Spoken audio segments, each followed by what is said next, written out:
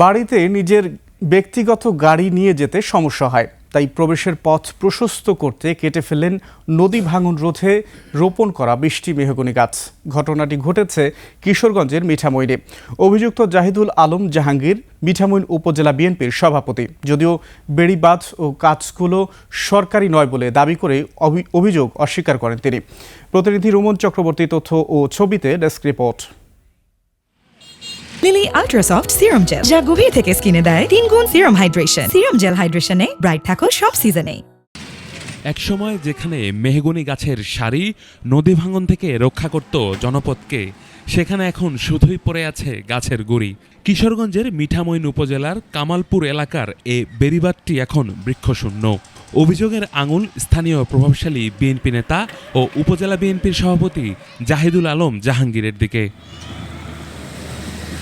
স্থানীয়দের দাবি, গত ৫ আগস্টের পর থেকেই শুরু হয় বৃক্ষনিধন। সবশেষ গত ২১শে ফেব্রুয়ারি বৈদ্যুতিক করাত দিয়ে একসঙ্গে ১০ থেকে ১২টি বড় গাছ কেটে ফেলা হয়, যার আনুমানিক বাজার মূল্য কয়েক লাখ টাকা। এলাকাবাসীর দাবি, নিজের বাড়িতে ব্যক্তিগত গাড়ি নিয়ে প্রবেশের পথ প্রশস্ত করতেই গাছগুলো কেটে ফেলেন জাহিদুল আলম। গাছ না নেতা কাটাইছে কি যেন কেডা নেতা কেডা জাহাঙ্গীর কইতেছে আমরা গাড়ি যাবার লাগে নেতা নেতা কেডা জাহাঙ্গীর ভাই। হ্যাঁ জাহাঙ্গীর। তবে এই অভিযোগকে ভিত্তিহীন দাবি করেছেন অভিযুক্ত বিএনপি নেতা। তার দাবি, এই জায়গা ও গাছ কোনোটিই সরকারি নয়। না, আমি কাটবো কেন? আমার দরকার আছে কাটার, আনতে এটা যার যারই কেটে নিয়ে গেছে। আর এটা তো সরকারি গাছও না, সরকারি জায়গাও না। স্থানীয় সরকার প্রকৌশলী অধিদপ্তর জানায়, গাছগুলো সরকারি। এ বিষয়ে আইনি ব্যবস্থা নেওয়া হবে বলেও জানানো হয়। বাঁধটা আপনার বানানো হয়েছিল এলজিডি থেকে আপনার ৯৫-৯৬ সালের দিকে, বুঝছেন? তখন ওই গাছগুলো লাগানো হয়েছিল। সমিলে গিয়ে আপনার ওই যে গাছের যে ইয়েগুলা, ওই পিসগুলা ওরা যে কাইটে নিচ্ছে, এটি জব্দ করছে অলরেডি। এবং এই যে এখন ওই যে মামলা করার জন্য থানায় গেছে আমার লোক।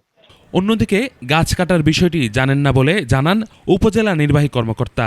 আমি সরজমিনে সেখানে যাব, গিয়ে প্রয়োজনে তদন্ত করে দেখব যে গাছগুলো কিসের আছে, কিংবা প্রিভিয়াসলি স্থানীয়দের জিজ্ঞাসাবাদের মাধ্যমে জানবো যে বিষয়টা আসলে প্রকৃত বিষয়টি কি, সেটা উদ্ঘাটন করে সেই প্রেক্ষিতে আমরা মোটামুটি ব্যবস্থা নেওয়ার চেষ্টা করব। দলীয় প্রভাব খাটিয়ে সরকারি সম্পদ ধ্বংসের এ ঘটনায় এলাকায় ক্ষোভ বিরাজ করছে। পরিবেশ সুরক্ষা ও নদী ভাঙন রোধে দ্রুত দোষীদের দৃষ্টান্তমূলক শাস্তির দাবি তাদের। ইউসুফ হাসান নাইম, ২১শে টেলিভিশন।